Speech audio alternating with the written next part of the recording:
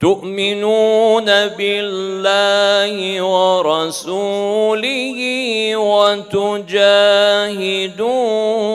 في سبيل الله بأموالكم وأنفسكم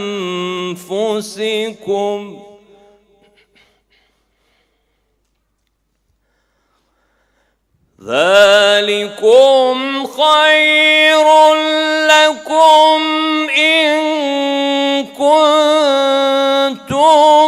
تعلمون.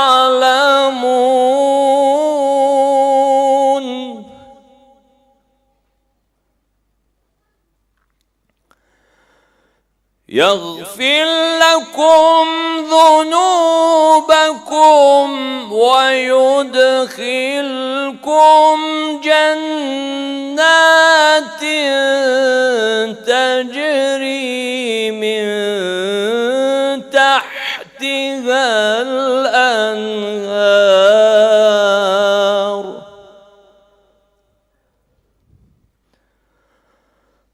جنات تجري من تحتها الأنهار ومساكن طيبة في جنات عدن ذلك الفوز العظيم.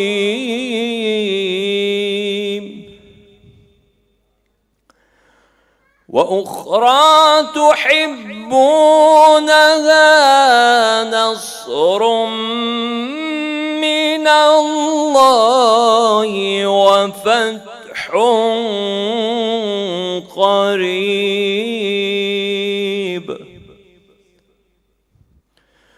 وبشر المؤمنين.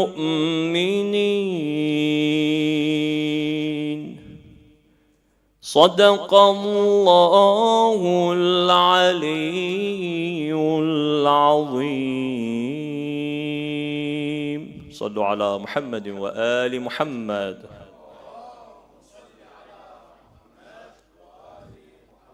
أعوذ بالله من الشيطان الرجيم. بسم الله الرحمن الرحيم. الحمد لله رب العالمين والصلاة والسلام على أشرف الأنبياء والمرسلين حبيب إله العالمين أبي القاسم المصطفى محمد وعلى أهل بيته الطيبين الطاهرين المعصومين الذين أذهب الله عنهم الرجس وطهرهم تطهيرا. We send our condolences to Imam Zaman alayhi salam and all the Shia and Mu'mineen around the world for the Shahada of Imam Al-Kadhim A.S, the 7th Imam of Muslims. As you know, Imam A.S lived at the end of, or he was born at the end of the Umayyad, the Bani Umayyah dynasty, and the start of Abbasid.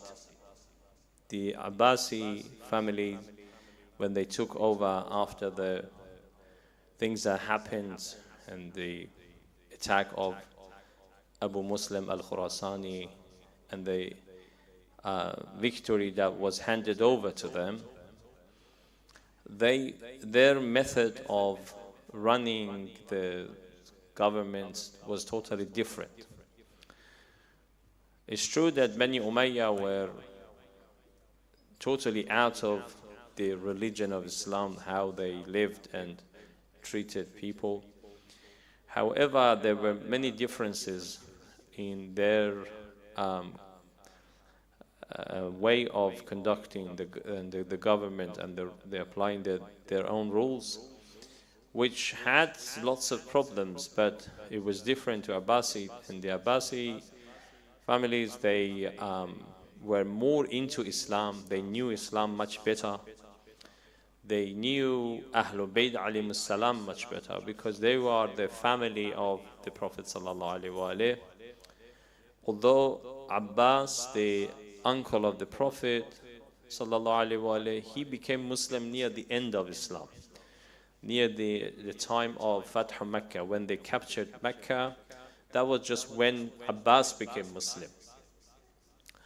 So he didn't have a very long history in Islam himself, but then his son Ibn Abbas, he is a famous Sahabi, very respected by all Muslims, especially of course Ahl Sunnah, but even Shia.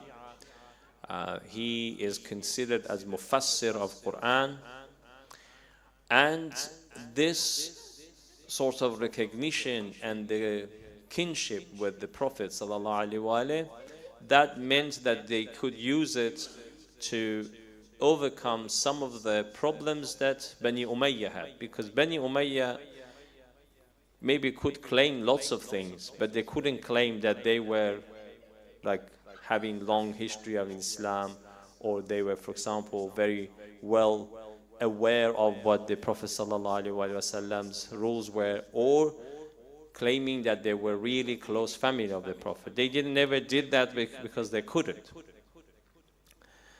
But Abbas, the family of the Prophet, they could do that, and everybody, because of the verses of Quran, everybody in Islam was aware of the fact that the family of the Prophet has a special place. Both verses of Quran and the narrations of the Prophet. There are numerous riwayat from Ahl Sunnah. Nowadays, even in our time, even in our time, they are present, they are available, that they all prove the status of the family of the Prophet, so-called Ahlul Bayt alayhi salam. This meant that the Bani Umayyah and people, relatives of Abu Sufyan, who were the first ranked enemy of Islam, when they came to power, they couldn't really say much about that. They just tried to play with other things, they changed lots of things. But when the Bani al-Abbas came to power, they said, look, we are from Ahlul Bayt ourselves. We love Ahlul Bayt and we are from Ahlul Bayt. And also, as I say, many of them were actually quite aware of the teachings of the Prophet ﷺ. Some of them, of course, distorted because of the time that passed in the hands of Khulafa. But at the same time, if you read, for example, some of the statements that they made about Ahlul Bayt, it's unbelievable. I always refer to this sermon that Ma'mun, Ma'mun, the son of Harun al-Rashid, Ma'mun is the one who killed Imam Rida A.S. And Ma'mun himself, he was a cunning man, and of course he was the cause for lots of problems for Shia. However, he's got a sermon about wilayah, about imamah. If you bring that sermon, and you guys can nowadays go online, I'm sure if you find even the Arabic, give it to one of these AI things and we'll translate it for you to English or your other languages. If you read that, you think this was delivered by one of the scholars, one of the Maraji', because he, first of all, has a very good command of Arabic and is good speech there. Secondly, he's talking about things that are our belief. Like those things that Ma'mun says, if you say today, which is our belief, if one of the Ahl Sunnah hears that, they say, oh, you exaggerators. While Ma'mun is saying, and this is not first place. There are lots of things that they call Shia exaggerators because of that. They call Shia as ghali. They say, you guys exaggerate, you do ghulaw.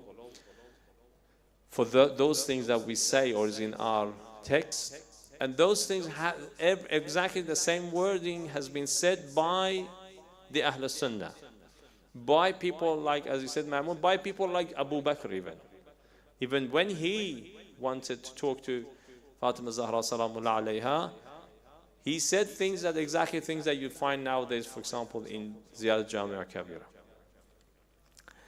So the Abbasid used this wording to say, look, these are Ahlul Bayt. This government belongs to them. We're just here because we are family, we are helping. And this meant that they wanted to find their place in people's heart. That was the bit that they knew. Bani al-Umayyah, the Umayyad, they missed that.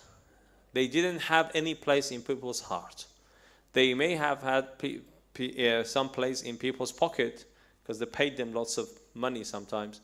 Or they may have had some places in the fear that they cause in people's hearts, but no love in people's heart. This was Ahlul Bayt. Even when they were in the worst situation for Ahlul Bayt, right, for example, after Karbala. Right after Karbala, you see that Imam As-Sajjad alayhi salam wants to go to Hajj, and everybody goes, it opens an alley for Imam alayhi salam to come and do tawaf and touch the Hajar al-Aswad. Everybody respecting. So much that the ruler of the time gets so angry. He says, who is this? And the famous poem about Imam alayhi salam that is described in Ahlul Bayt was recited then. That one of the famous poets at the time, it starts talking about who is this. If you wanted, who is this person, I'll tell you. So that's because the ruler was really jealous, really upset. Nobody cares about me. I want to go to Tawaf. Nobody even cares where I'm going, what I'm doing. This lack of trust and love from people towards them, the Abbasi, they said, look, we've got to make sure that the attentions are towards us.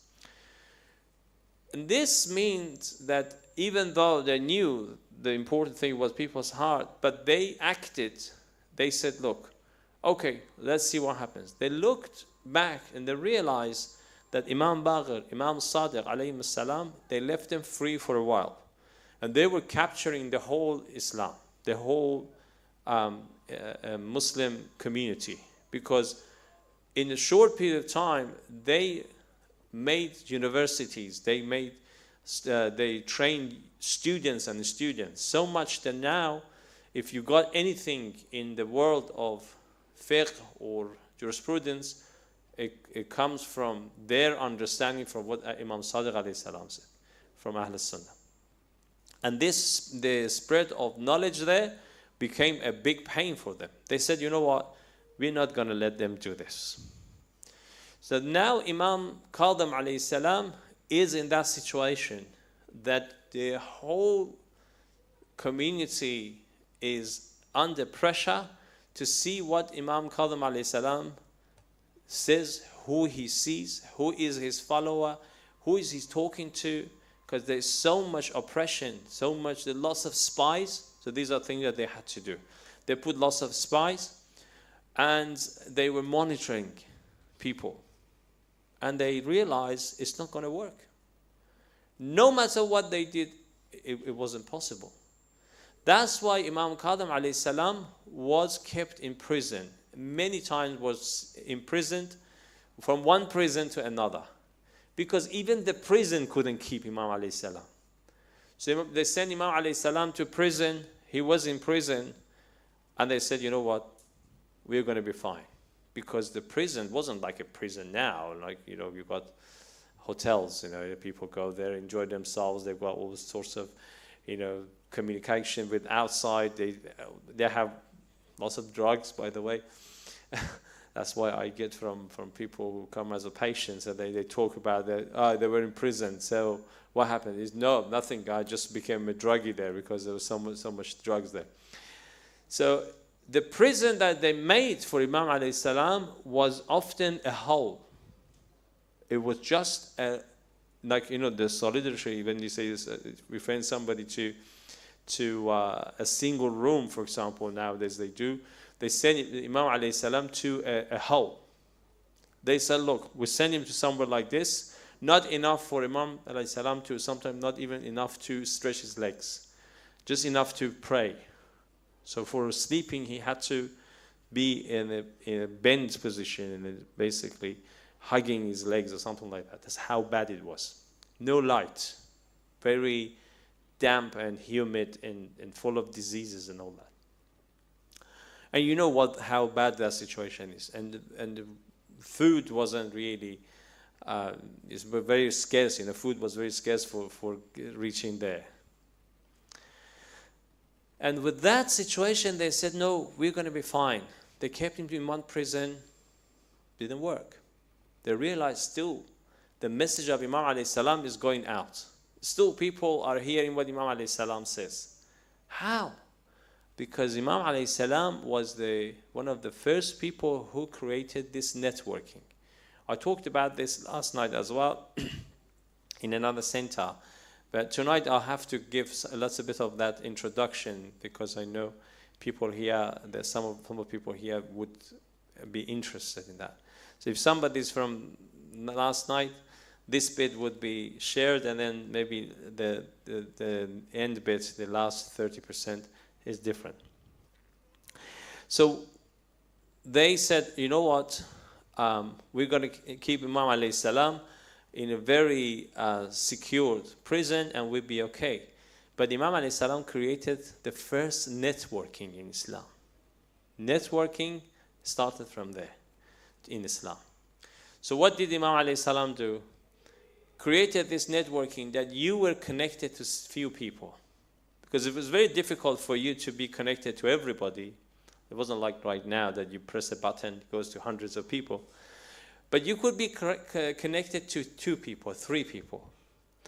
Which first of all meant that you don't have to keep your secret from many people. Secondly, you basically trust each other. Secondly, you transferred your message to one person, and that was easy. You could reach one person, and he would reach another person and another person. So Imam alayhi salam was enough for him to have one connection. And this one connection could have been somebody who came to clean the floor there. Who came to sell some onion to the prison kitchen. Who came there to visit somebody else the other side. And quickly they put a little bit of paper there to Imam alayhi salam to write something and give it to them. So many people were in touch. Not even that, this bit was very annoying for the government, that even people in prison converted. That was the worst thing for the government. The prison, it wasn't like a corrective officer there. So it was a torturer, basically. The prison torturer, the person that was going to torture, they appointed people, they found people who were criminals, hated Ahlul Bayt, that sort of character. They said, okay, we'll send this person to look after Imam, and his job is to torture Imam alayhi salam. And they said, okay, we're going to be fine. And these people started actually sending message after a while themselves to others, because they converted to Shia, or they felt sorry for Imam alayhi salam, because they looked at this person in prison. He's always praying. He's always praying for everybody. They were listening that Imam alayhi salam is praying for everybody, praying good for everybody, not cursing anybody, not having any harsh words or anything. And everybody loved Imam alayhi salam. So they started helping him. Even some, for example, once they sent a lady who was like a prostitute, like a dancer. They said, okay, we'll go and sort him out, but this one should be all right. That person became a very mu'mina, and she started wearing hijab and all that, left the prison. So she converted, and it was unbelievable that this person, they sent her in there, how she looked like and how she went out. And she became a proper, believer. So this thing happened again and again. They said, you know what, we sent Imam somewhere, and they told the person, because at the time, having a prison was a job. I've told you this before. Like, it wasn't like now that the prison belonged to the government. The government wanted to imprison people, so there were people who owned a prison. So they sent the prisoners to them, so they did the job for the government. So they sent Imam alayhi salam to different prisons, and they said to the person in charge, they said, like the warden, whatever you call it, They said, we want to kill this person. Torture him and kill him. And they said, no problem, That's what we do on a regular basis. Send him over. Who cares, whoever that person is. And they send Imam alayhi salam to one prison and another and another. And the person who was in charge couldn't do it. They said, no, we can't kill this person. He's a holy person. He's very nice. We cannot touch him. Eventually, they sent Imam alayhi salam to the prison belonged to somebody called Sindi bin Shahik. And Sindi bin Shahik was a Jew. So one of the jobs, obviously, the Jews had as well was having prison. And this person is the one that killed Imam alayhi salam. And you've got to remember that the torture all these years in multiple imprisonment was so bad that once they say that Harun was the ruler at the time, Harun al-Rashid. Harun went to visit the prison and the prison of Imam alayhi salam as well. So when he looked down, he saw something and he said, what's that fabric there? It looked like a bit of fabric. They thought it was like the sheet that you put on yourself, And then they said, what's that sheet? Who left it there? And they said, that's not a sheet. That's Imam Kadhim A.S. It's the Al-Kadhim, who is the Musa ibn Ja'far alayhi salam. They said it's him, but because he's been here for such a long time and he's been starved and tortured, he's lost so much weight that you cannot even recognize that this is a person. What you see is just a piece of cloth. That's how malnourished and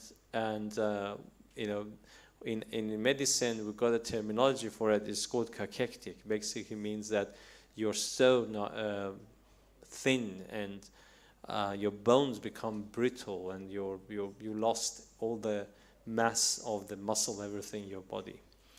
So that's how they treated Imam alayhi salam. Despite of that, Imam alayhi salam had great networking, as we said, and lots of factors were important in that networking and keeping the community together. You've got to remember, this is the time that the Abbasid decided to finish Shia. And that's why after that, you see the imprisonment of all Imams. The only Imam that wasn't officially imprisoned was Imam Rida alayhi salam.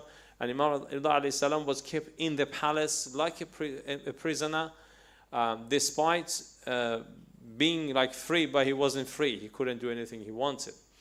But the rest of Aimah alayhi salam, they were kept in prison officially. Like Imam Kadhim is the first one, then Imam Jawad, Imam Hadi, and Imam Hassan Al-Askari alayhi salam. They were all kept officially in like a prison, either home,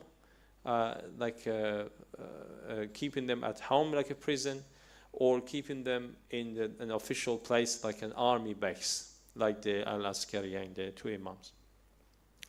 So the situation was really difficult for Imam alayhi salam, and they said, you know what, we finished them.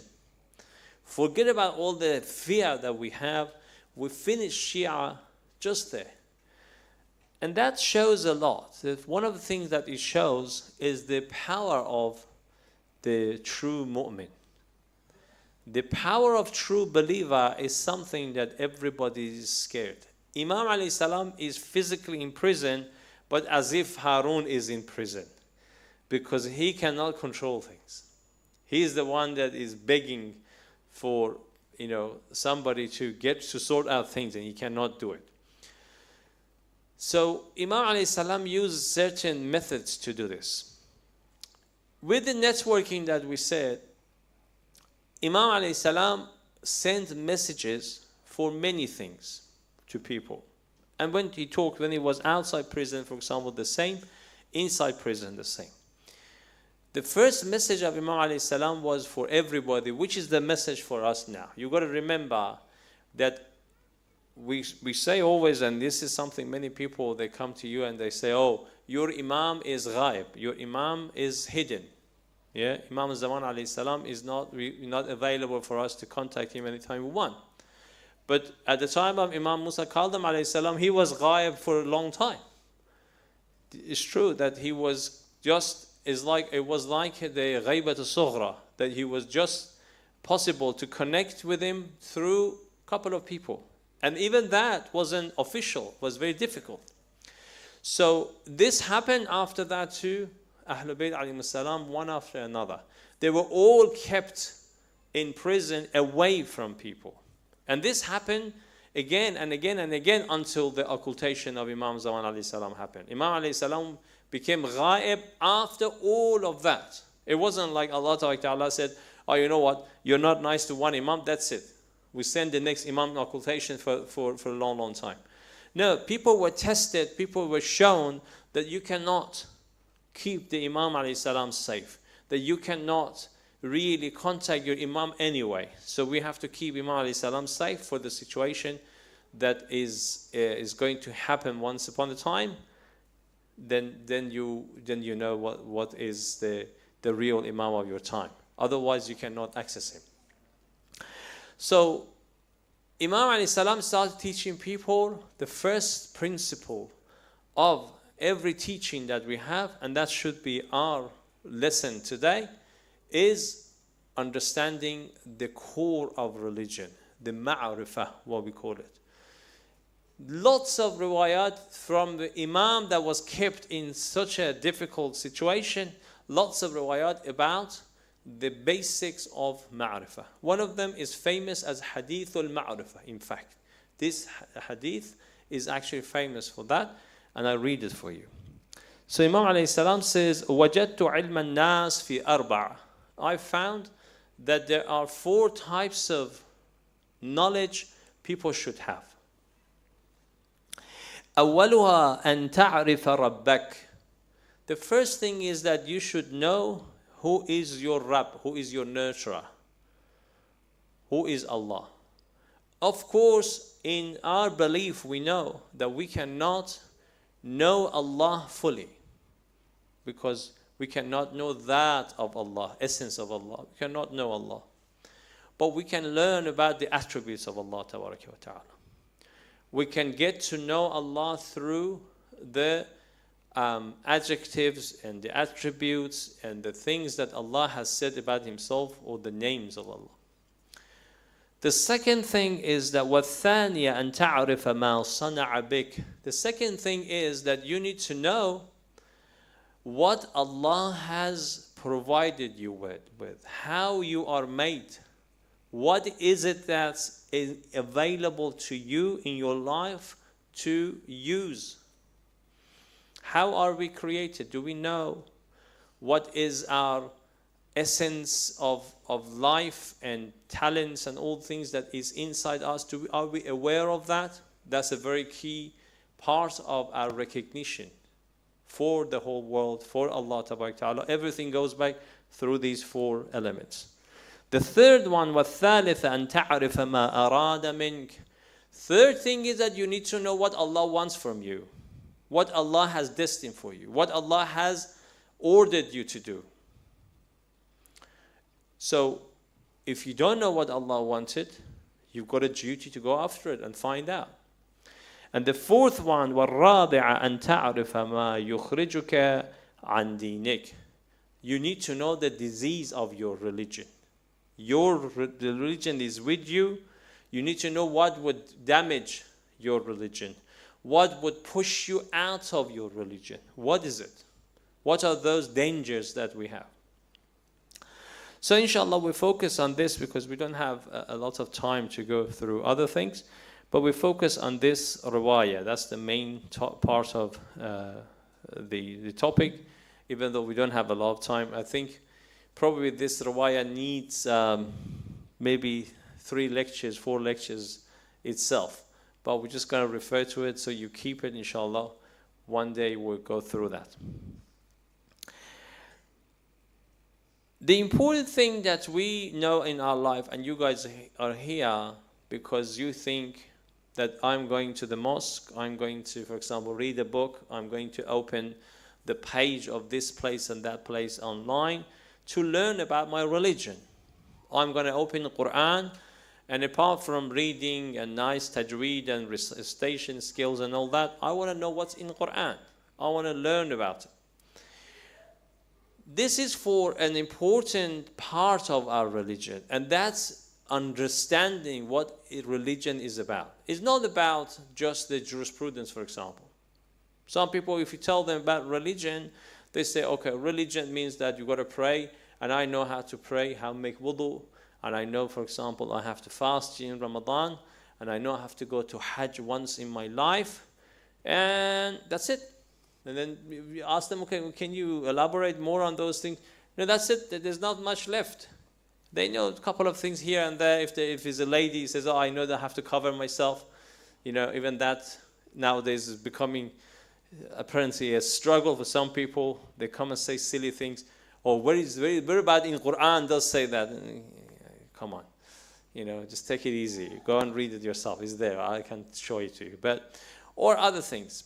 But the important thing is that ma'rifah is the core of our religion. If we understand religion ourselves properly, then the rest will come.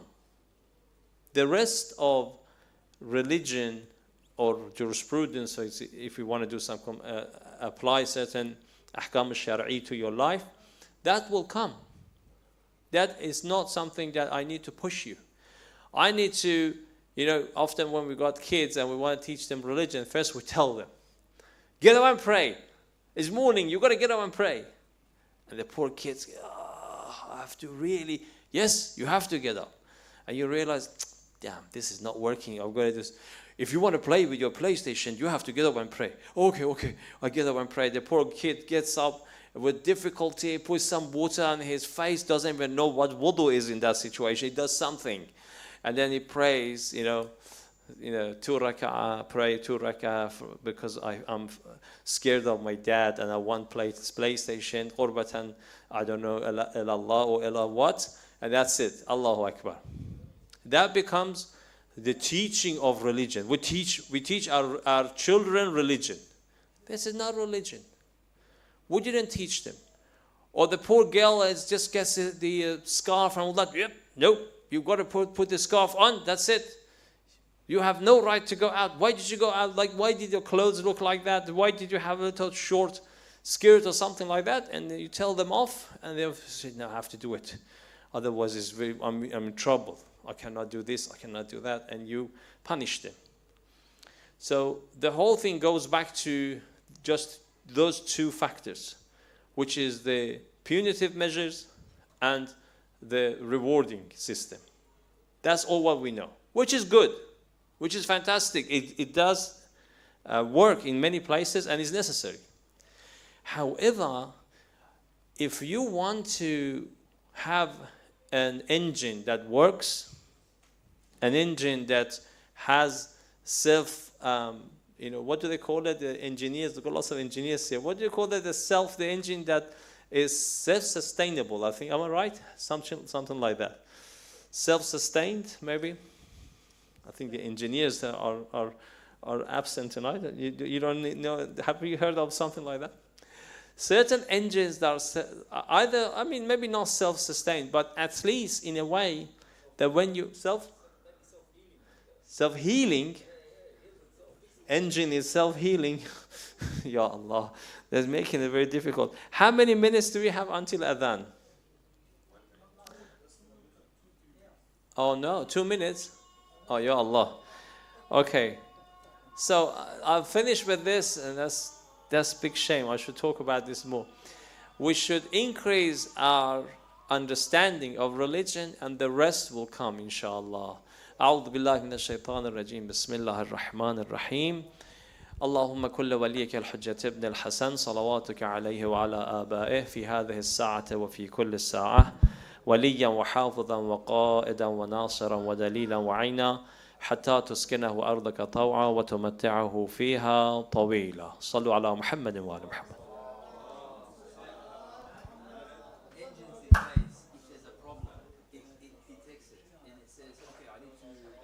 أعوذ بالله من الشيطان الرجيم. بسم الله الرحمن الرحيم. إن الله وملائكته يصلون على النبي يا أيها الذين آمنوا صلوا عليه وسلموا تسليما.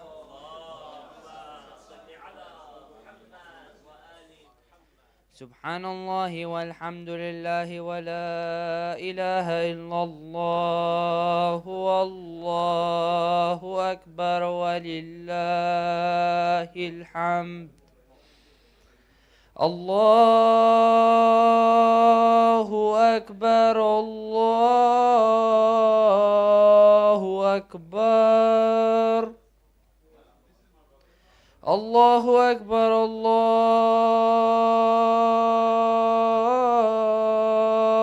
أكبر. أشهد أن لا إله إلا الله.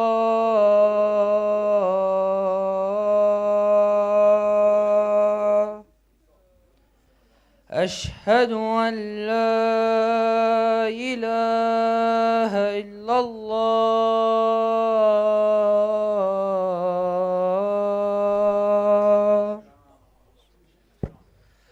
أشهد أن محمدا رسول الله.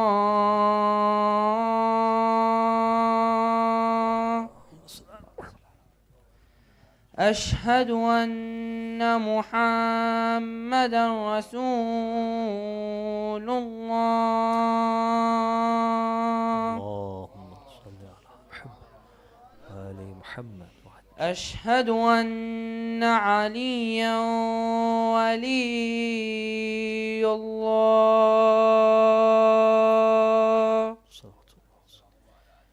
أشهد أن عليا ولي الله.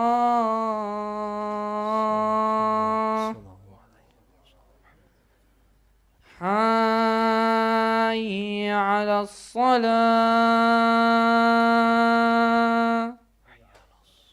حي على الصلاة.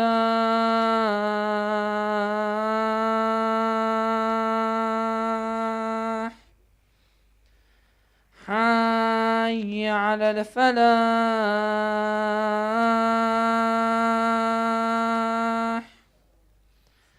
حي على الفلاح.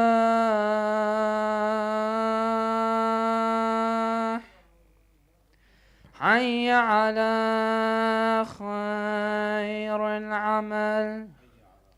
حي على خير العمل. الله أكبر الله أكبر. لا إله إلا الله. لا إله إلا الله. مسبوقا بالذكر الصلاة على محمد وآل محمد.